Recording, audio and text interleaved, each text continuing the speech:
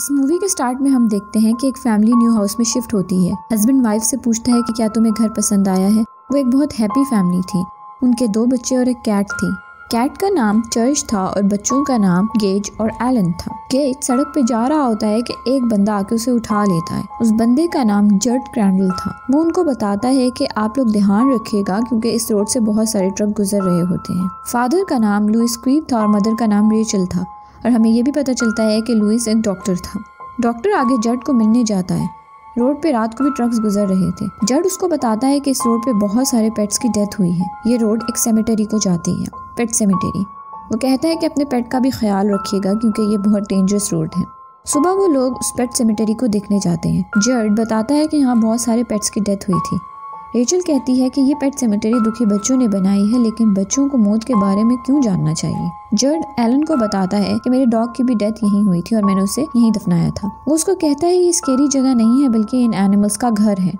Elon Louis से पूछती है कि क्या हमारी कैट भी एक दिन ऐसे मर जाएगी, लेकिन लुइस उसको कहता है कि चर्च को कुछ नहीं होगा, वो किसी ट्रक के नीचे नहीं आएगी। आगे एक बंदे को लोग हॉस्पिटल लेके जा रहे थे। उसका बहुत बुरा एक्सीडेंट हुआ था, बहुत एक्सट्रीम हेड इंजरी थी। डॉक्टर को लगता है कि वो मर गया है, लेकिन वो एकदम जाग जाता है। उठ के कहता है कि मैं तुम्हारे पास वापस आऊंगा लुइस। लुइस डर जाता है और कहता है कि तुम्हें मेरा नाम कैसे पता है। रात में लुइस सो रहा होता है तो एकदम उसकी आंख खुलती है और उसे वो बंदा सामने नजर आता है। वो उसको कहता है उठ जाओ लुइस, हमें कहीं जाना है। उस लड़के का नाम पास्को था। लुइस को कहता है कि मैं तुम्हारी मदद करना चाहता हूँ, ये सब कोई ख्वाब नहीं है। वो लड़का लुइस को पेट सेमेटरी लेके जाता है। पास्को कहता है कि डॉक्टर तुम्हारा जितना भी दिल करे तुम वहाँ नहीं जाओगे जहाँ मुर्दे चलते हैं। उस जगह के लोग बहुत बुरे हैं, बहुत ज्यादा बुरे। एकदम लुइस की आंख खुल जाती है और सुबह हो जाती है। उसे लगता है ये सब एक सपना था, बट जैसे ही वो ब्लैंकेट उठा के देखता है उसके पाँव पे कीचड़ लगा होता है। रेचल और बच्चे थैंक्सगिविंग एंजॉय करने जा रहे थे। रेचल लुइस को साथ चलने का कहती है, लेकिन उसको कहता है कि तुम्हें पता है कि तुम्हारी फैमिली मुझे पसंद नहीं करती।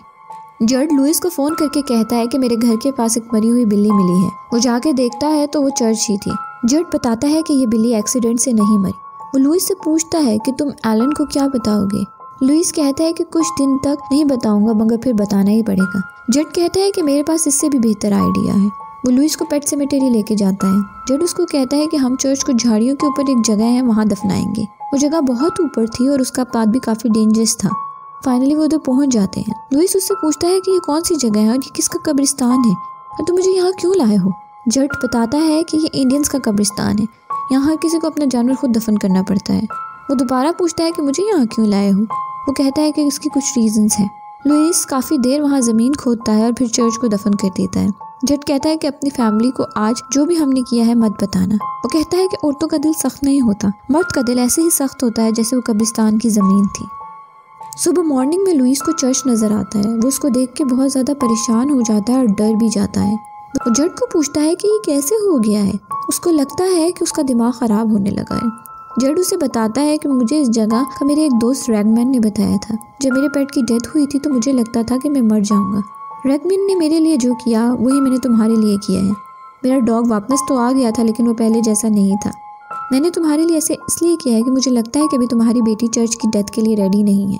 थोड़े वक्त में वो मौत को समझ जाएगी।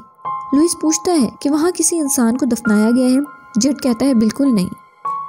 अगले दिन हम देखते हैं कि चर्च बिल्कुल बदल गया था। वो बहुत खौफनाक हो गया था। उसके पास से बहुत गंदी स्मेल भी आ रही थी। कुछ दिन बाद वो लोग वापस आ जाते हैं। हम देखते हैं कि उनकी मेट की बहुत ज़्यादा सैड लाइफ होती है और वो सुसाइड कर लेती है। रेचल लुइस को बताती है कि मैं मौत से बहुत डरती हूँ। वो उसे अपनी सिस्टर की स्टोरी सुनाती है जिसका नाम ज़ेल्डा था। वो बताती है कि मेरी बहन को छुपा के रखा गया था।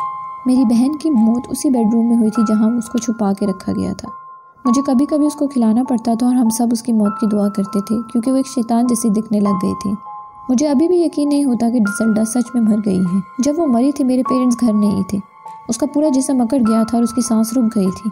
मैं बहुत डर गई थी कि सबको लगेगा कि मैंने उसे मारा है, क्योंकि मुझे उससे नफरत थी। और ये सच था कि मुझे उससे नफरत थी, लेकिन मैंने उसे नहीं मारा था। लुइस उसको कहता है कि तुम्हारा कोई कसूर नहीं, तुम एक 8 साल की बच्ची थी। तुम्हारे पेरेंट्स का कसूर है, वो तुम्हें उसके पास छोड़ के चले गए थे।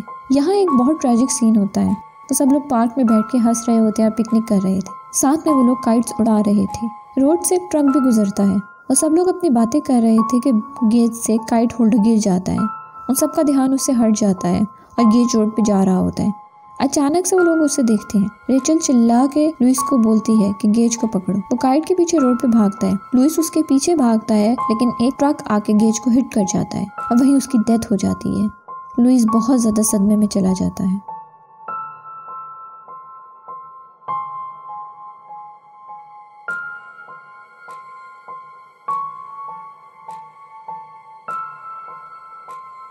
रेचल के पेरेंट्स लुइस को बहुत सुनाते हैं, उसको मारते हैं और बहुत बुरा भला बोलते हैं। वहाँ बहुत सीन क्रिएट हो जाता है। जड कहता है कि मुझे लगता है कि तुम्हारे बेटे की डेथ मेरी वजह से हुई है। तुमने मुझसे पहले पूछा था कि क्या उस कब्रिस्तान में किसी इंसान को दफनाया गया है, और मैंने ना बोला था, लेकिन ये सच नहीं है। एक बाप ने अपने बेटे को उस जगह पे दफनाया था। देखो, कभी कभी डेथ जिंदगी से बेहतर होती है। जो इंसान वहाँ से वापस आता है वो बिल्कुल डिफरेंट होता है, वो सेम नहीं होता। वो लड़का वापस तो आ गया था, लेकिन वो बहुत अजीब था। विलेज के लोग उसको ख़त्म करना चाहते थे, इसलिए लोगों ने उसे जला दिया था, और इसी वजह से इंडियंस ने वो ग्रेवयार्ड बंद कर दिया था। वहाँ शैतान रहता है। जड कहता है कि मुझे लगता है मैंने तुम्हें उन पावर्स से मिलवा दिया है और उन्होंने तुम्हारे बेटे की जान ले ली है। रेचल और एलन शिकागो चले जाते हैं और इधर लुइस अकेला था। वो दोबारा पेट सेमेटेरी जाता है और गेज की कब्र खोद कर उसे निकालने का सोचता है। वो लड़का पास्को फिर उसे नजर आता है और वो उसको मना करता है कि ये मत करना। लुइस कहता है कि अगर गेज ठीक ना हुआ तो मैं उसे दोबारा मार दूंगा। इधर एलन को सपना आता है कि पास्को डैडी को समझाता है कि वो कुछ गलत करने वाले हैं। रेचल को एकदम याद आता है कि वो किसी पास्को को जानती है। वो लुइस को कॉल करती है, लेकिन वो फोन नहीं उठाता। वो जड को कॉल करके पूछती है कि लुइस कॉल नहीं उठा रहा। वो कहती है कि मैं वापस आ रही हूँ। इधर लुइस गेज की कब्र खोदकर उसे निकाल देता है। उधर रेचल को अपनी बहन याद आने लगती है। उसको कहती है, मैं तुम्हारे लिए वापस आ रही हूँ। मैं और गेज तुम्हें खत्म कर देंगे। हम अपनी मौत का बदला जरूर लेंगे। लुइस गेज की बॉडी को दोबारा से इंडियन ग्राउंड पे ले जाता है और गेज को उधर ही दफना देता है और प्रे करता है कि गेज लौट आए। रेचल इधर लुइस से मिलने वापस आती है। पास्को उसे वापस आने से रोकता है, लेकिन वो मना नहीं होती। आगे हम देखते हैं कि डोर का लॉक खुलता है और एक बच्चे का साया नजर आता है। वो गेज ही था। जड सोया होता है कि एकदम उसकी आंख खुलती है और वो देखता है कि उसे अपने घर में कुछ फुटप्रिंट्स नजर आते हैं। वो डर जाता है। उसको एक बच्चे की हंसने की आवाजें आती हैं। गेज उसे कहता है कि आओ छुपन छुपाई खेलते हैं। जड उसको ढूंढ रहा होता है। वो एक पॉकेट नाइफ निकाल लेता है। इधर गेज आके उसका पाँव काट देता है, फिर उसके मुंह पे कट लगाता है और फिर जड को गले से बाइट करके मार देता है। इधर रेचल अपने घर पहुंच जाती है। उसको फिर जेल्डा और गेज की आवाजें आती हैं। वो जड के घर जाती है और उसको आवाजें देती है। उसको घर से बहुत अजीब साउंड्स आ रही थी, जैसे उसकी बहन की आवाज थी। उसको ऊपर भी अपनी बहन नजर आती है। वो उसको कहती है कि तुम कभी खुश नहीं रहोगी, तुम भी इसी तरह सड़ के मरोगी। एकदम उसके सामने गेज नजर आता है। वो उसको देख के बहुत खुश होती है, मुस्कुराने लगती है। गेज अपनी नाइफ निकालता है और उस नाइफ से उसको कट मार देता है।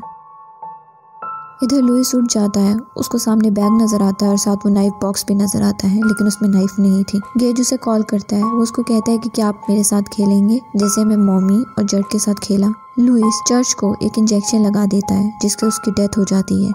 फिर वो जड के घर जाता है और गेज को ढूंढने लगता है। वो गेज को बोलता है कि ये तुमने क्या किया। वो उसके लिए भी वही इंजेक्शन बना के लाया था। उसको रेचल का बैग नजर आता है और आगे जाके जड की बॉडी भी नजर आती है।